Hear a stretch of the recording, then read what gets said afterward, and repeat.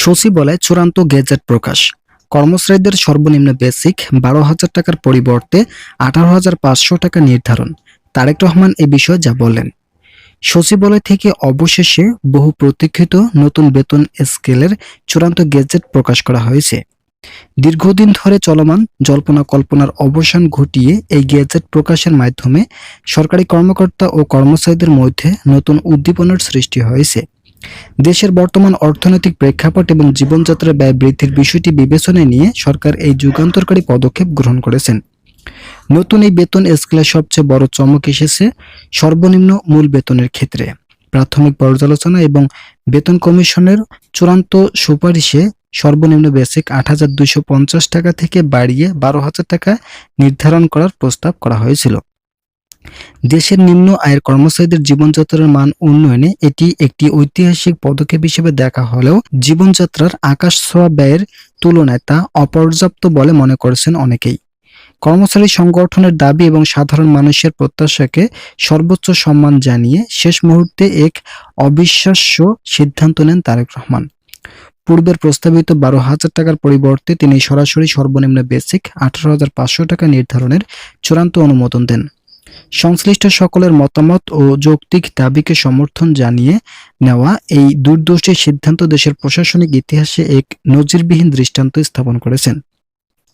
এই সিদ্ধান্তের ফলে বিশেষ করে নিম্ন ধাপের কর্মচারীদের অর্থনৈতিক বৈষম্য অনেকটাই ঘুচে যাবে বলে ধারণা করা হচ্ছে।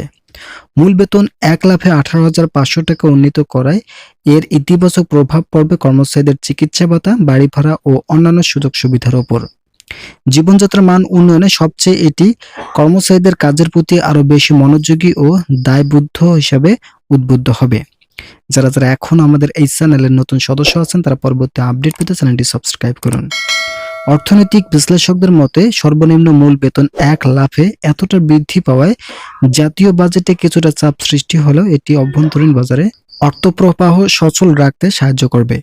সরকারি কর্মচারীদের ক্রয় ক্ষমতা বৃদ্ধি পাওয়ার ফলে স্থানীয় অর্থনীতিদের নতুন গতি সঞ্চার হবে। তবে এই বিশাল আর্থিক ব্যয়ভার সচল রাখতে রাজস্ব আদায় বৃদ্ধিতে সরকারকে আরও বেশি জোরদার দিতে হবে।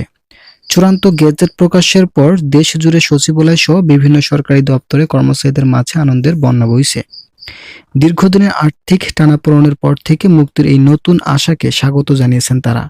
তারেক রহমানের এই সময়োপযোগী ও জনবান্ধব সিদ্ধান্তের প্রতি কৃতজ্ঞতা প্রকাশ করে কর্মচারীরা দেশের সেবায় আরও নিষ্ঠার সঙ্গে কাজ করার দৃঢ় অঙ্গীকার ব্যক্ত করেছেন।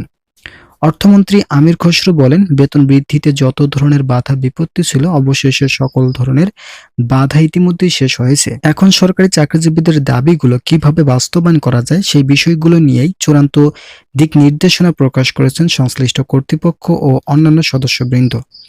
এছাড়াও সচিব ও অন্যান্য সদস্যরা আজকের একটি জরুরি বৈঠকের আয়োজন করেছেন।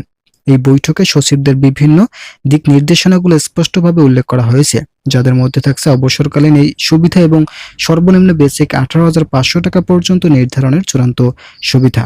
আপনারা অবশ্যই চ্যানেলটি সাবস্ক্রাইব করে ভিডিওটি কন্টিনিউ করুন। বর্তমানে প্রধানমন্ত্রী রাষ্ট্রের সফরে মালয়েশিয়ায় অবস্থান করেছেন। তিনি দেশের বাইরে থাকায় এই মুহূর্তে গেজেটটি আনুষ্ঠানিকভাবে প্রকাশ করা সম্ভব হচ্ছে না। তবে সরকারের উচ্চ পর্যায়ের সূত্রগুলো নিশ্চিত করেছেন যে প্রধানমন্ত্রীর অনুপস্থিতিতে কোনো ধরনের আনুষ্ঠানিক সম্পন্ন হবে না। তার দূরদর্শী নেতৃত্ব ও সরাসরি নির্দেশনায় এই বেতন কাঠামো তৈরি হয় তার হাত দিয়েই এর চূড়ান্ত বাস্তবায়ন হতে যাচ্ছে।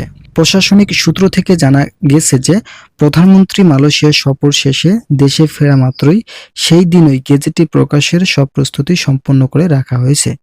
নতুন এই সুপারিশ ও গেজেট প্রকাশের মধ্য দিয়ে সরকারি চাকরিজীবীদের অর্থনৈতিক অবস্থানে এক অভূতপূর্ব প্রফুল্লতা ও গতিশীলতা আসবে। জীবনযাত্রার ব্যয় বৃদ্ধি এ সময় নতুন বেতন স্কেল কর্মচারীদের আর্থিক নিরাপত্তাকে বহুগুণ মজবুত করবে বলে আশা করা হচ্ছে।